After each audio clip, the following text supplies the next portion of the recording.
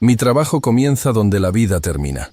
Llego mucho después de las sirenas, cuando el único sonido que queda es el eco del silencio y el zumbido de mis propias herramientas.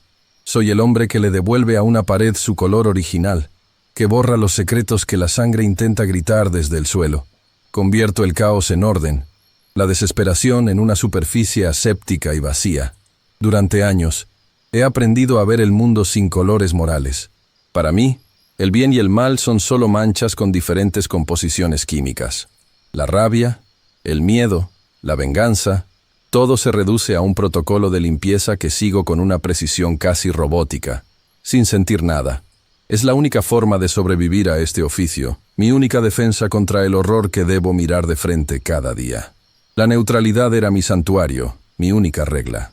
O al menos, así era hasta la noche en que limpié la mansión del filántropo y rompí el protocolo más importante, el de no llevarme nada más que el recuerdo de una tragedia.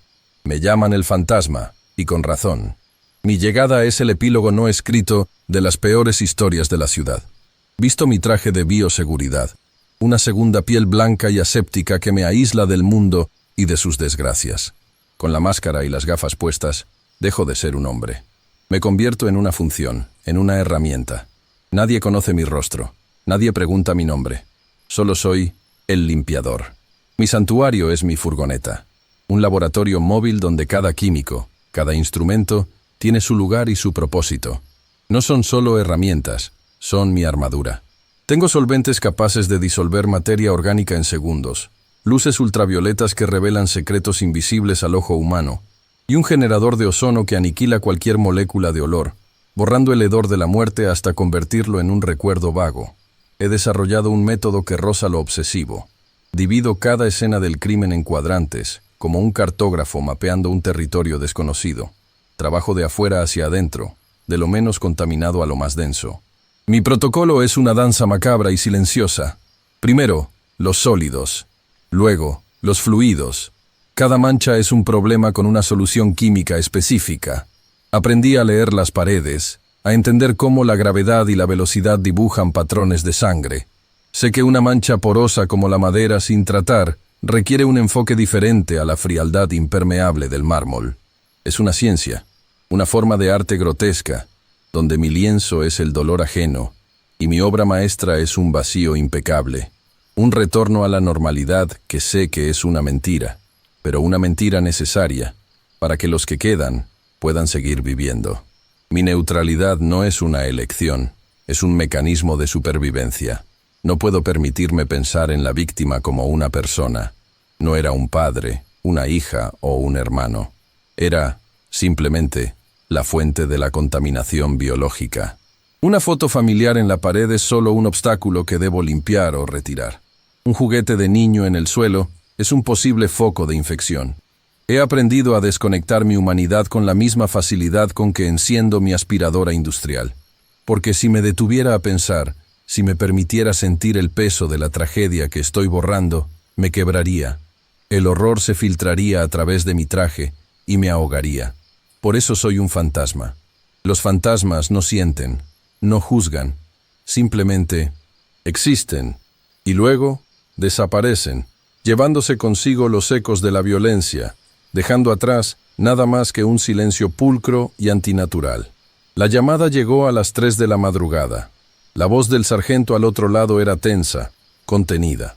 La dirección que me dio pertenecía a la zona más exclusiva de la ciudad, un enclave de riqueza y poder donde los jardines están más cuidados que la mayoría de las personas. El nombre de la víctima lo conocía todo el mundo. Marcus Thorne, el filántropo, el mecenas de las artes, el hombre cuya cara sonriente aparecía en galas benéficas y campañas de caridad, el santo laico de la ciudad. Mientras conducía mi furgoneta por las calles desiertas, una sensación extraña se apoderó de mí. No era miedo ni emoción, era una disonancia. La imagen pública de Thorne no encajaba con el trabajo que yo realizaba. Desde el momento en que crucé el umbral de mármol, escoltado por un detective con cara de cansancio, supe que esta limpieza sería diferente. El aire era una mezcla antinatural de ambientador caro y el olor inconfundible y dulzón de la sangre derramada. Era una mansión sacada de una revista de diseño, con techos altos, obras de arte de valor incalculable y ventanas que se abrían a una vista panorámica de la ciudad dormida. Pero la violencia había profanado el santuario. En el suelo de mármol italiano, un rastro carmesí serpenteaba, una guía grotesca hacia el epicentro del horror. Cada paso que daba era un cálculo. El tipo de material, el nivel de porosidad, el químico más efectivo para no dañar la superficie. El estudio era el escenario principal. Las paredes estaban revestidas de caoba oscura y la alfombra era una auténtica pieza persa, ahora arruinada. El caos reinaba. No había sido un trabajo limpio, no tenía la precisión quirúrgica de un profesional. Esto había sido una lucha. Furia, miedo y desesperación se habían mezclado en una danza brutal. Un pesado sillón de cuero estaba volcado, una lámpara de diseño hecha añicos, y libros, docenas de ellos, esparcidos por el suelo como hojas caídas. El asesino no había venido a ejecutar, había venido a pelear, a sobrevivir o a vengarse. En la pared, un enorme retrato al óleo de Thorne lo mostraba con una sonrisa paternal. Justo debajo, la mancha principal contaba una historia muy diferente, una que no hablaba de caridad, sino de una brutalidad primitiva. Mi trabajo era borrar esa historia, silenciarla, y mientras preparaba mis herramientas, no tenía idea de que, por primera vez, me convertiría en parte de ella. Una vez que los forenses se van, el espacio se convierte en mi reino. El silencio es mi único compañero, y mis herramientas, la extensión de mi voluntad. Comencé mi ritual en el estudio de Marcus Thorne. El protocolo es siempre el mismo, una meditación metódica que me aísla del horror. Primero, la catalogación visual. Luego, la eliminación de los residuos sólidos más grandes.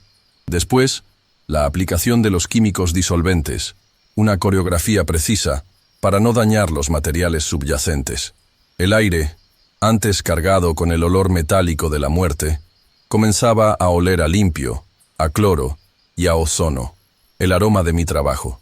Cuadrante por cuadrante, la habitación comenzaba a perder su identidad como el escenario de un crimen y a regresar a su estado de simple estudio de un hombre rico. Yo era el restaurador del orden, el editor que borraba el capítulo más oscuro. Estaba en la fase final, tratando la gran mancha en la alfombra persa, arrodillado cerca del pesado escritorio de roble. Era un mueble macizo, un pedestal de poder, y la violencia se había ensañado a su alrededor. Para llegar a la esquina más difícil, donde la alfombra se unía con la base del escritorio, tuve que hacer palanca con mi herramienta y moverlo unos centímetros. Fue entonces cuando mis dedos, protegidos por 2 capas de látex, rozaron algo. No era blando y fibroso como el tejido de la alfombra, ni pegajoso por los fluidos. Era duro, pequeño y frío. Una anomalía, una nota discordante en mi sinfonía de limpieza. Lo saqué con cuidado y lo sostuve bajo la luz de mi linterna frontal. Era un pendrive, negro, sin ninguna marca visible que indicara su fabricante, con la carcasa de plástico ligeramente agrietada en un borde, como si alguien lo hubiera pisado en medio del caos. Extrañamente, no tenía manchas de sangre, no estaba contaminado de forma obvia. Era un objeto limpio en medio de la inmundicia. Mi protocolo es inflexible, una ley que me he autoimpuesto para mantener mi cordura. Cualquier objeto personal no reclamado por la policía durante su investigación inicial se considera residuo biológico y se incinera junto con todo lo demás. Mi mano debería haberlo arrojado a la bolsa roja de desechos sin pensarlo 2 veces. Era el procedimiento. Era lo que había hecho cientos de veces. Pero mi mano no se movió. Se quedó suspendida en el aire, sosteniendo ese pequeño rectángulo de plástico y metal. En mi mundo de caos físico y descomposición, este objeto representaba otra cosa: información, orden, un secreto digital sellado. Y la pregunta prohibida, la que nunca me permito hacer, surgió en mi mente por primera vez en años. ¿Qué historia cuenta esto? El tiempo pareció detenerse en aquel estudio silencioso. Sostenía el pendrive entre el pulgar y el índice. Un objeto tan pequeño, pero que en ese momento se sentía con el peso de un universo. Mi mente, normalmente un remanso de fría lógica y protocolos, se convirtió en un campo de batalla. Una parte, la del profesional, La del fantasma que había construido durante años para protegerme me gritaba las reglas con una voz severa. Es un riesgo. No es tu problema. No es tu vida. Es un posible peligro biológico. Es una posible prueba. Tíralo a la bolsa roja. Termina el trabajo. Vete a casa. Olvídalo. Era la voz de la supervivencia, la que me había mantenido cuerdo en medio de la locura. Pero otra voz, una que no había escuchado en una década, una voz más débil pero insistente, susurró desde las profundidades de mi ser. ¿Y si es importante? ¿Y si esta pequeña cosa es la única pieza que cuenta la verdad? La verdad de por qué un santo como Marcus Thorne murió de una forma tan profana. La imagen del retrato sonriente en la pared y la brutalidad que yo estaba limpiando de la alfombra chocaron violentamente en mi cabeza. La disonancia que sentí al llegar a la mansión se cristalizó en ese pequeño objeto. Esto no era un simple robo o un asesinato. Había algo más aquí, algo que no encajaba. No fue una decisión lógica ni racional. Fue un espasmo, un acto de rebelión contra la monotonía del horror, contra la neutralidad que me estaba vaciando por dentro. Fue un impulso puramente, estúpidamente humano, con un movimiento rápido y furtivo, como si temiera que las paredes manchadas de sangre pudieran delatarme ante un juez invisible. Abrí el bolsillo de mi pantalón de trabajo, debajo del traje de bioseguridad, y dejé caer el pendrive dentro. El sonido del cierre de la cremallera fue atronador en el silencio de la mansión. En ese instante, todo cambió. Dejé de ser un observador neutral.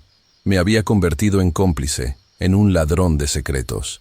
El corazón me latía con una fuerza que no sentía desde mis primeros trabajos, una mezcla de miedo y una extraña y oscura euforia. El objeto en mi bolsillo se sentía pesado, caliente, como una brasa, anclándome a la historia de esa casa.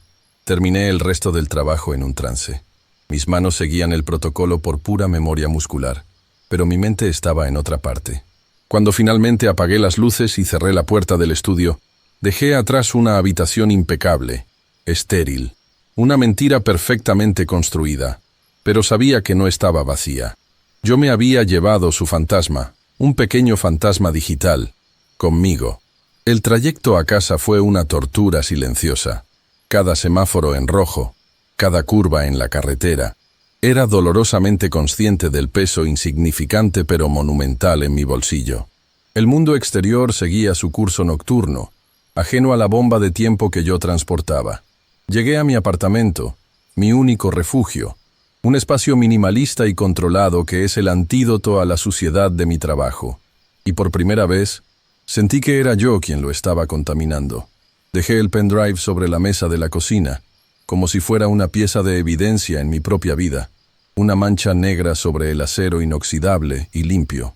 Me sometí a mi riguroso proceso de descontaminación personal, duchándome con agua casi hirviendo, pero sabía que este tipo de suciedad no se iba con agua y jabón.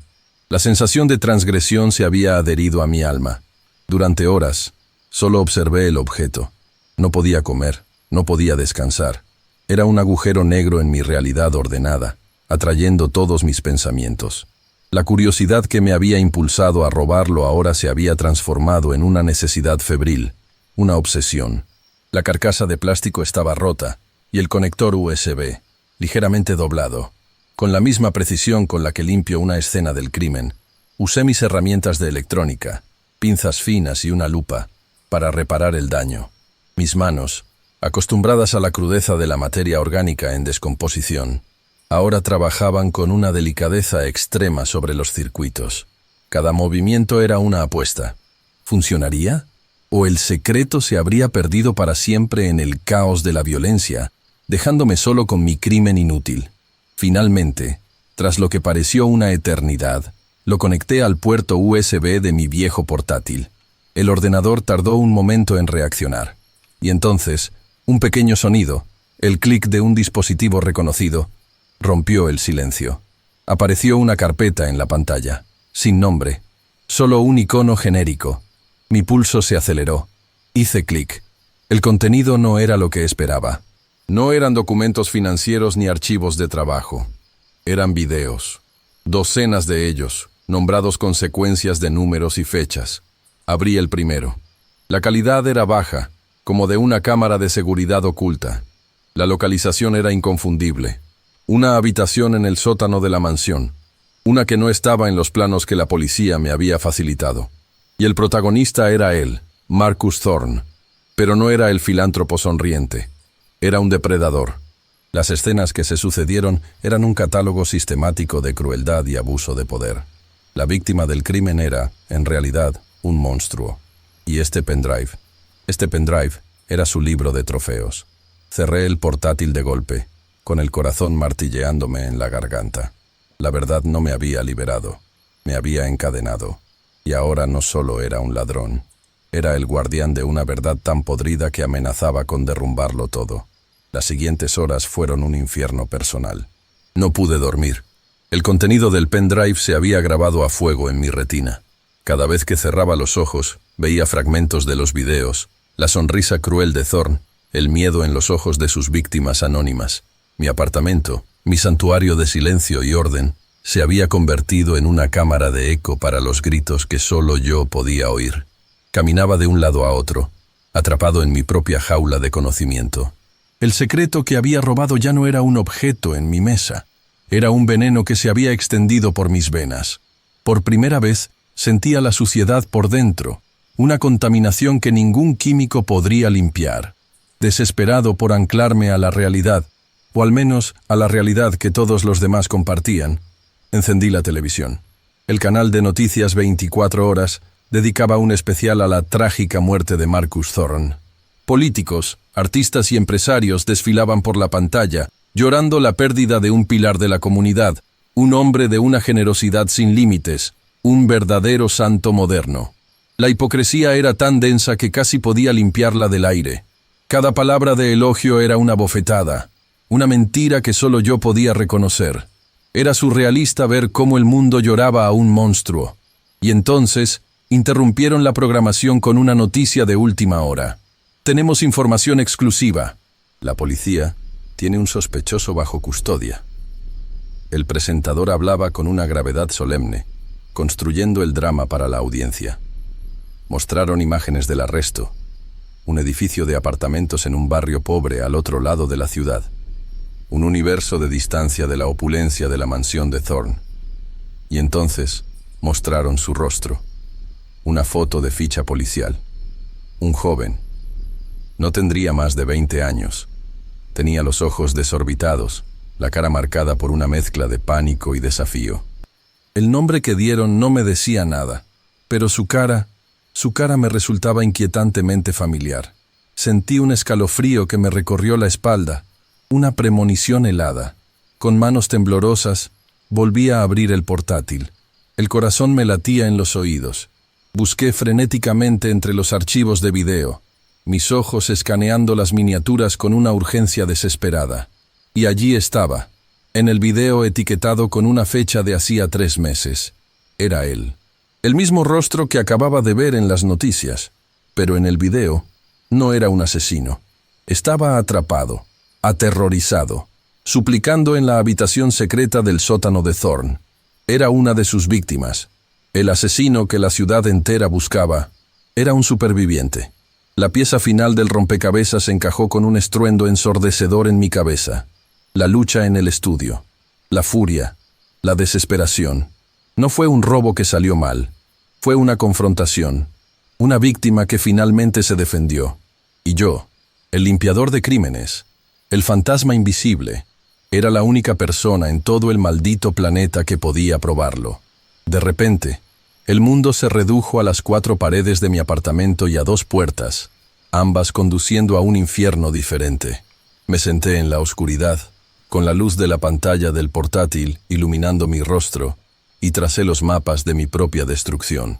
La neutralidad, la armadura que había forjado durante una década, se había hecho añicos, y ahora estaba desnudo ante un dilema sin solución, una mancha que no podía limpiar.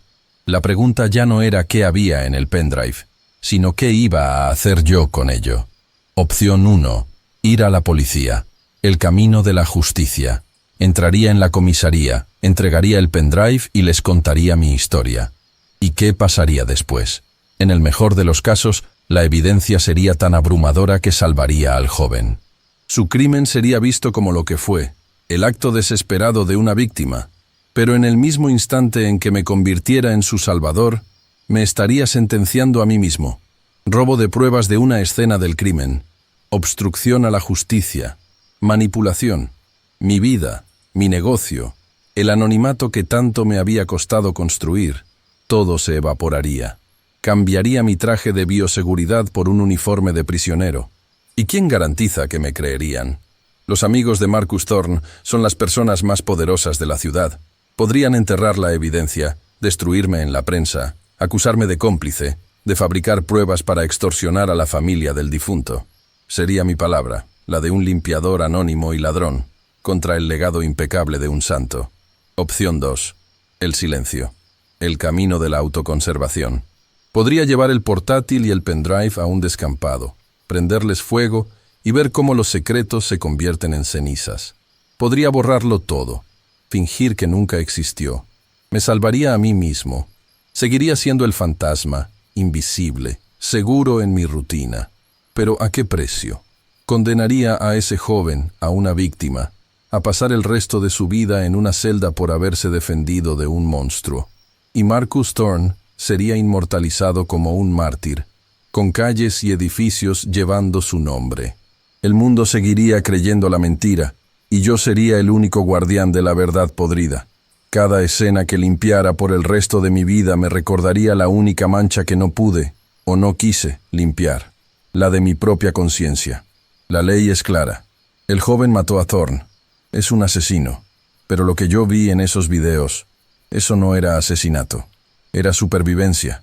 Era la justicia en su forma más cruda y primitiva. ¿Quién era yo para decidir? El hombre que pasó su vida evitando juzgar, ahora se encontraba en la posición de juez, jurado y verdugo. Estaba atrapado entre la destrucción de mi futuro y la destrucción de mi alma. Y por primera vez en mi carrera, entendí el verdadero significado del horror. No es la sangre, no es la violencia, es la ausencia total de una salida limpia. Pasé la noche en vela, caminando por mi apartamento como un animal enjaulado, atrapado en el laberinto de mis dos terribles salidas. Y fue al amanecer, viendo la primera luz sucia y gris de la ciudad filtrarse por mi ventana, que la solución apareció. No como una epifanía gloriosa o un acto de heroísmo, sino como una conclusión lógica, casi profesional.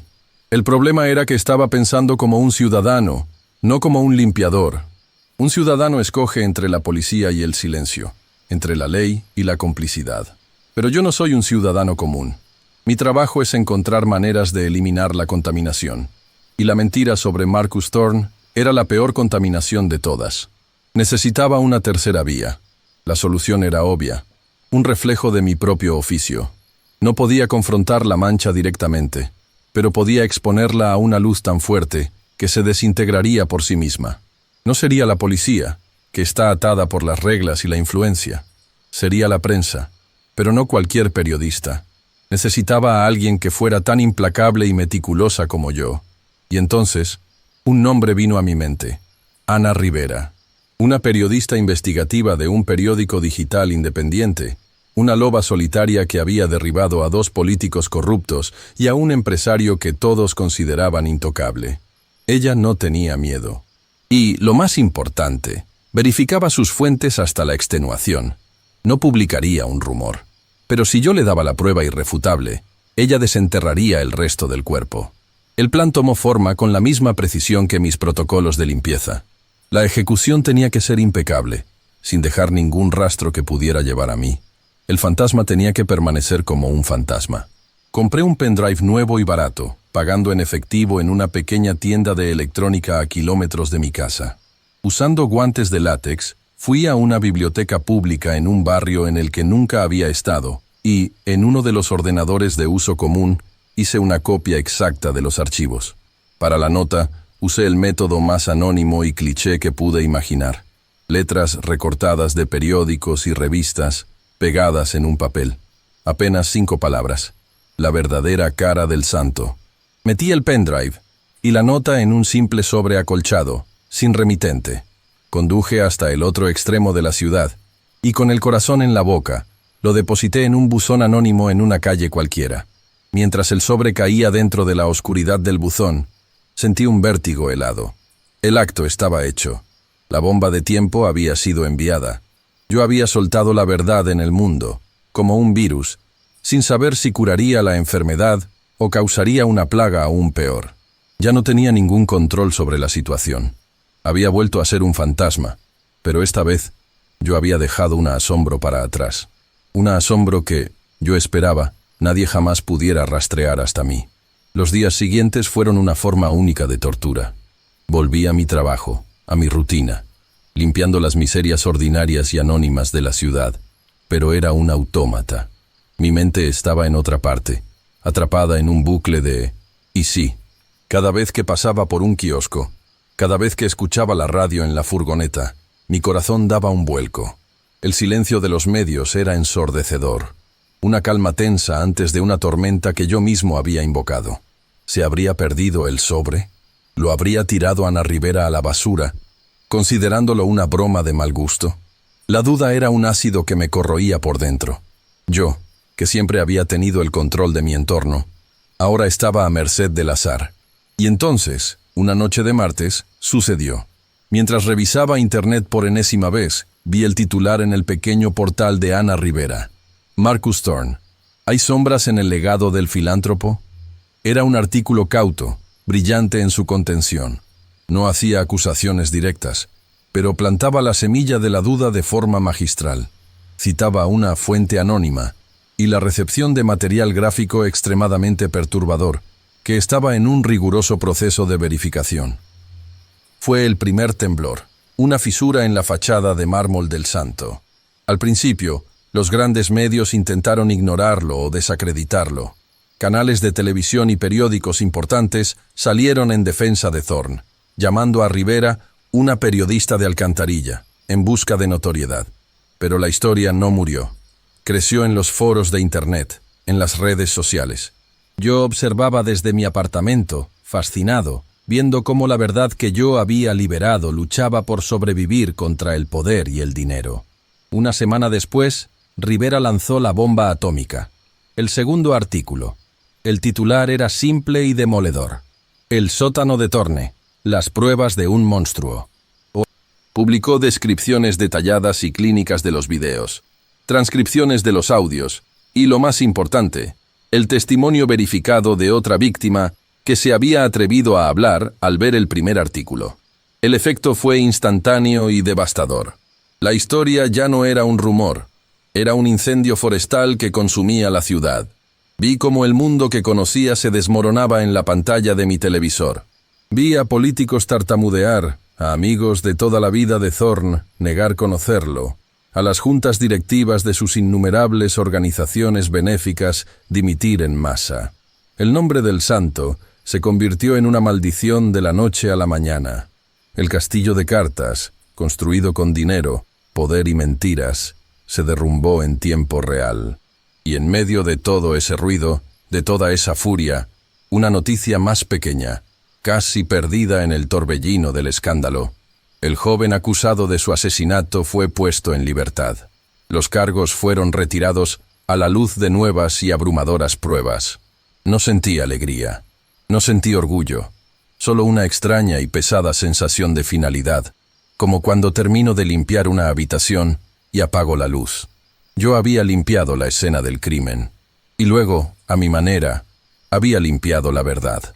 El mundo era ahora un lugar más sucio, más ruidoso, y quizás un poco más honesto. Y yo era el responsable. Pasaron los meses. La tormenta mediática amainó, dejando tras de sí los restos del naufragio de la reputación de Marcus Thorne. La ciudad, como siempre hace, encontró nuevos escándalos y nuevas tragedias para ocupar su atención. Yo volví a mi silencio, a mi anonimato, a mi trabajo. El fantasma regresó a las sombras. Y entonces, un día, recibí una llamada inesperada. Eran los abogados que gestionaban el patrimonio. La mansión, tras meses de litigios y de ser un monumento a la infamia, finalmente había sido vendida. Los nuevos dueños, una familia que buscaba empezar de cero, querían una limpieza profunda y final. La palabra que usaron fue purificación. Querían borrar hasta el último átomo de Marcus Thorne de esa casa antes de mudarse. Y querían al mejor. Me querían a mí. Volver a conducir por aquella calle arbolada fue una experiencia surrealista, como visitar la tumba de un hombre que yo mismo había ayudado a enterrar. La casa se alzaba igual de imponente, pero su aura había cambiado por completo. Ya no era un palacio que proyectaba poder y respetabilidad. Era una casa encantada, no por fantasmas de otro mundo, sino por el espectro muy real y tangible de la verdad. Por dentro estaba vacía. Los muebles de lujo, las obras de arte, las alfombras persas, todo había sido retirado y subastado. Solo quedaba el eco de mis pasos en las habitaciones desnudas y los espacios en blanco en las paredes donde antes colgaba la opulencia. La casa, despojada de sus mentiras, revelaba su verdadera naturaleza, una cáscara hueca. Esta vez, mi trabajo era diferente. No estaba limpiando sangre y fluidos corporales, estaba limpiando la memoria. Trabajé en silencio, con una concentración casi reverencial, moviéndome por las habitaciones vacías. Mi trabajo no era solo fregar los suelos, sino purificar el espacio, realizar un último exorcismo con lejía y amoníaco. Me detuve especialmente en el estudio, el lugar donde todo empezó. El aire allí todavía se sentía pesado, cargado con el peso de lo que había sucedido. Mi último acto fue en la pared principal, donde antes colgaba el gran retrato al óleo de Thorne con su sonrisa de benefactor. Ahora solo había un rectángulo de un color ligeramente más pálido, la sombra de la mentira que había estado allí durante años. Tomé mi paño y mi disolvente más suave y froté esa marca con un cuidado metódico.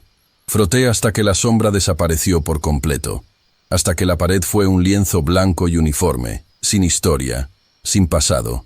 Recogí mis herramientas. Miré la habitación vacía, ahora verdaderamente limpia, no solo de suciedad, sino de significado. Había cerrado el círculo. Salí de la mansión por última vez y cerré la puerta detrás de mí. No me sentía como un héroe. No había ganado nada. No era más feliz. Pero mientras me alejaba, por primera vez en mi carrera, sentí que había dejado una escena del crimen más limpia de lo que la había encontrado, tanto literal como figuradamente. Estoy de nuevo en mi furgoneta, conduciendo a través de la ciudad hacia otra dirección, otro número, otra pequeña tragedia anónima que espera mis servicios. El caso Thorne es ahora un eco distante en las noticias, un capítulo cerrado. El mundo ha seguido adelante, como siempre lo hace. Mi trabajo continúa. En la superficie, nada ha cambiado. Sigo siendo el hombre que llega cuando todos los demás se han ido, el fantasma con el traje de bioseguridad. Pero por dentro, todo es diferente. Antes, mi trabajo era una ciencia, una cuestión de química y física. Manchas, olores, materia fuera de lugar. Mi objetivo era simple: restaurar una superficie a su estado original, borrar la evidencia física de un evento. Ahora, entiendo que lo que limpio es mucho más que eso. Limpio las consecuencias. Limpio los secretos que la gente deja atrás en sus momentos más oscuros, las explosiones de furia, de miedo, de desesperación. Soy el conserje del lado más oscuro de la naturaleza humana. Y he aprendido una verdad fundamental de mi oficio. Puedo dejar una habitación físicamente impecable. Puedo hacer que el mármol brille y que las paredes parezcan recién pintadas. Puedo borrar hasta la última molécula de sangre y hueso. Pero he aprendido que hay manchas que ningún químico puede eliminar. Son las que quedan en el aire, en la memoria, en el alma. Y ahora, después del caso Thorne, yo también las llevo conmigo. La mancha del conocimiento, la mancha de haber tomado una decisión, la mancha de haber cruzado la línea. Mi neutralidad, mi escudo más preciado, se rompió para siempre en el estudio de esa mansión. Ya no puedo ser solo el fantasma que entra y sale sin ser visto ni afectado. Ahora, en cada nueva escena a la que acudo, me pregunto, ¿cuál es la historia real aquí? ¿Qué mentira estoy ayudando a cubrir con mi silencio y mis trapos? Es una maldición, una conciencia que no pedí. Mi profesión es, en el fondo, una mentira. Vendo la ilusión de que se puede empezar de cero, de que el pasado puede ser fregado y borrado por completo. Pero yo, más que nadie, sé la verdad. Nunca se va del todo. Siempre queda un rastro, una marca invisible, una historia impregnada en el propio espacio. El mundo nunca está realmente limpio. Solo está saneado. y yo soy el que conoce la diferencia.